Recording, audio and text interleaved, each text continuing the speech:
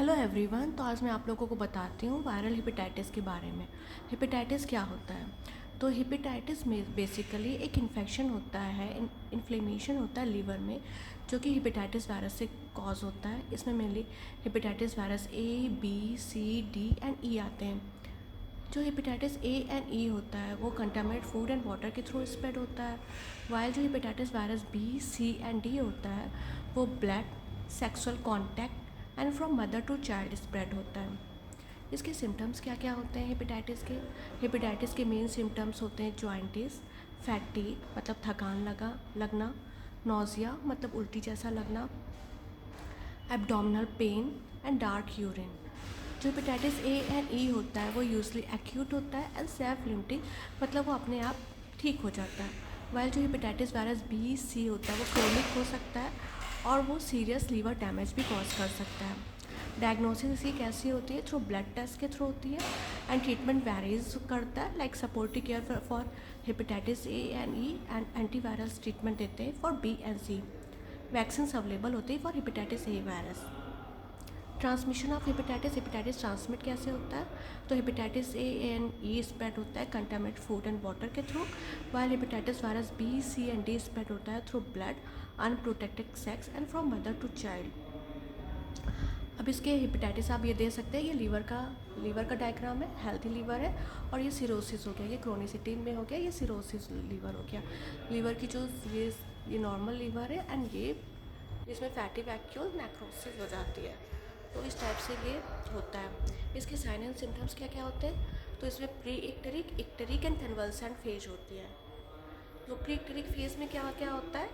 ये अर्ली होते हैं, नॉन स्पेसिफिक सिम्टम्स होते हैं like fatigue, nausea, fever, loss of appetite मतलब भूख ना लगना, जॉइंट पेन एंड इसमें अभी तक जॉइंटिस नहीं होती है। इक्टेरिक स्टेज इसमें क्या होता है?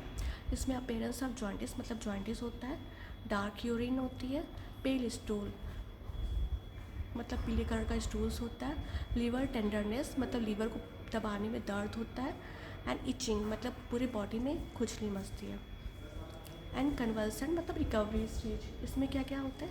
जॉइंटिस रेट्स मतलब जॉइंटिस कम होती है, एपेटाइट रिटर्स मतलब जो भूख होती है वो नॉर्मल हो जाती है, लगने लगती है, एंड लीवर जो होता है स्लोली रिटर्न्स करता है नॉर्मल फंक्शंस में। तो आप ये देख सकते हैं नॉर्मल हेपेटाइटिस की, नॉर्मल लीवर की सेल्स है, ये माइल्ड हेपेटाइटिस हो या मॉडरेट हेपेटाइटिस हो। लीवर बायोप्सी क्या होता है? ये हमारे लीवर है, ये हमारी बॉडी में लीवर इस टाइप का होता है।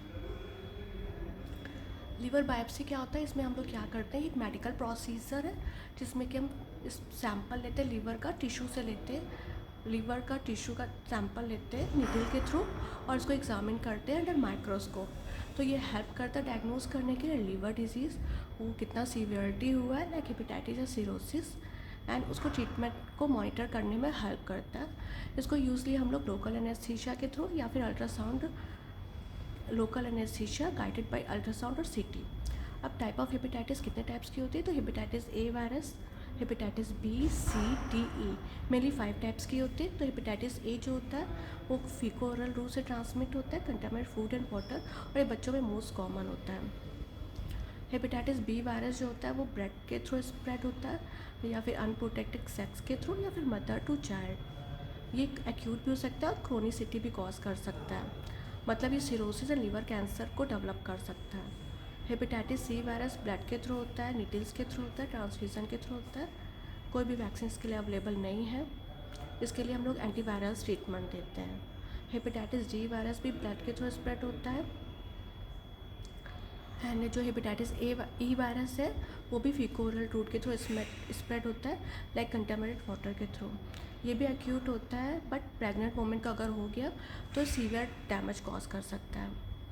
तो ये थी कुछ इंपॉर्टेंट बातें हेपेटाइटिस के बारे में। Thank you guys.